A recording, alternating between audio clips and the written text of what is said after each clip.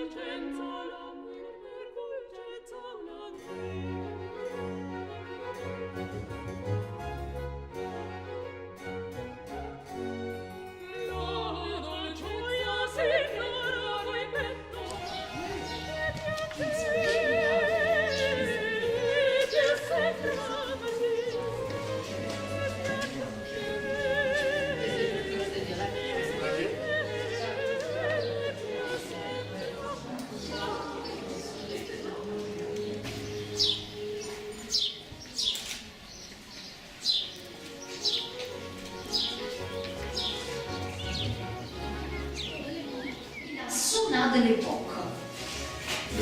Pièce tiède pour préparer le corps à la chaleur de la sauna, et de la sauna ils revenaient pour faire des massages à l'huile. Donc ils étaient vraiment très bien organisés. Là, le palais, là, c'est de l'époque, et de temps en temps, signori, on retrouve quelque chose que vous allez voir, parce que je sais que vous allez au musée archéologique.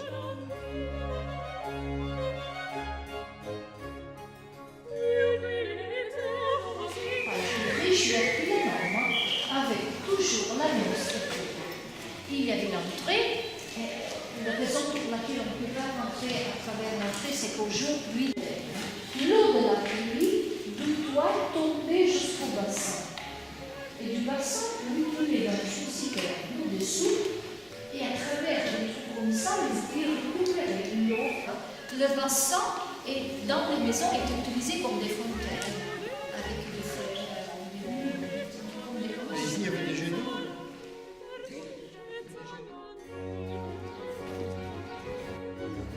Il s'agite dans le temps avant la dernière éruption. Ciao.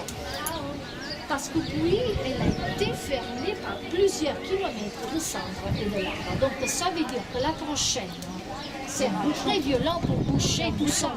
Et ça, c'est très très dangereux pour tous ceux qui habitent 3 millions d'habitants.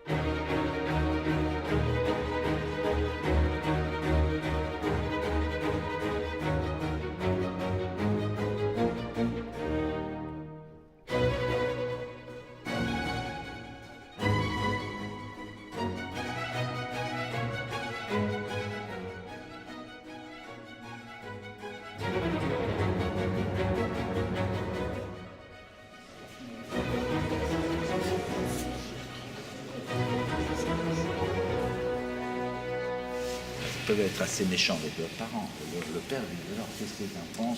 Elle est en train, elle a quelque chose à la main, hein, là voilà. Vous voyez, elle serre, elle met quelque chose, elle indique, fait un geste de la main droite, mais vous dire, cette iconographie, je vous dis franchement, je cherchais, et puis lui rappelle Harpocrate. L'iconographie d'Harpocrate, c'est Horus l'enfant, et justement, qui après se répond dans l'arabe, il a le doigt sur la bouche. Alors, dans le contexte épithésiaque, c'est qu'il gardait le secret. Comme la décoration en majolique date du XVIIIe siècle, quand on va, évidemment, les exigences, on va moderniser cet ensemble, et c'est Giuseppe et Donato Massa qui vont réaliser la décoration en majolique de l'école d'Urbino, dans les céramiques, dans le majolique, et de l'école ibérique. Les couleurs froides qui éloignent, le bleu, les couleurs chaudes, le jaune par exemple, qui rapproche. Donc il utilise intuitivement dans le vie quotidienne, ou bien comment se fait-il qu'à cette époque on leur représentait même Dionysos qui était dieu des livresses, entre autres, ça... Dans un cloître. Dans un cloître, il y a la douceur de vivre napolitaine, le sens. Là, il y a la farandole et il y a Polichinelle, hein, le masque que vous avez là sous la gauche. Ah, oui. Alors, c'est un Polichinelle. Alors, Polichinelle, c'est le masque de Naples. Alors, depuis peu, ils ont mis cette protection pour le moment parce qu'ils doivent restaurer, procéder à une restauration. Vous voyez qu'au lieu d'avoir un violon, il est en train de jouer un grill parce que Polichinelle est systématiquement affamé. Il a faim, parce qu'il représente le peuple de Naples qui souffre d'une faim atavique. Donc, au lieu de jouer le violon, il joue le grill. La tempérance, l'autre, et la prudence ici. Alors, l'un des épisodes les plus connus de la vie de François d'Assise, mais en réalité, vous trouvez très très peu d'images représentant, même pas à la basilique de Saint-François d'Assise, on a cette... Les enfants abandonnés, on les mettait là-dedans, puis il a retourné, les nonnes récupéraient ces enfants et puis les élever. C'est un... Au point que l'une des pièces les plus connues, je vous disais, a tenu l'affiche à Londres pendant plus d'un an, d'Edoardo de Filippo, ce dramaturge napolitain, et la Noël chez les Cupiello, hein, donc Natale in casa.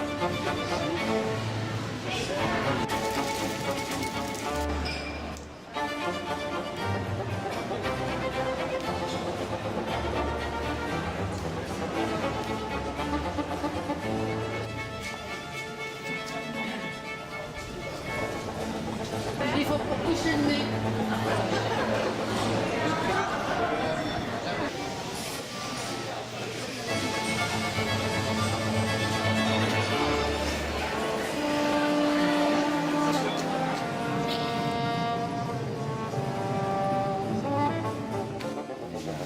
Ce sont des Saint-Franciscains qui vont mourir au Maroc en 1220.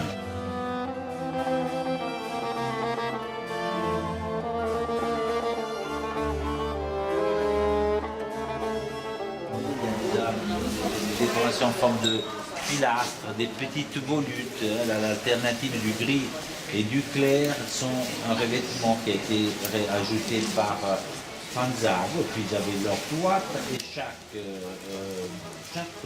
avait sa propre cellule avec la petite fenêtre par laquelle on leur passait la nourriture. Mais vous avez prié? Non. Ils s'occupaient de leur Un petit chartreux, jardin. ça travaille. Ah non. Il lit, il médite et contemple.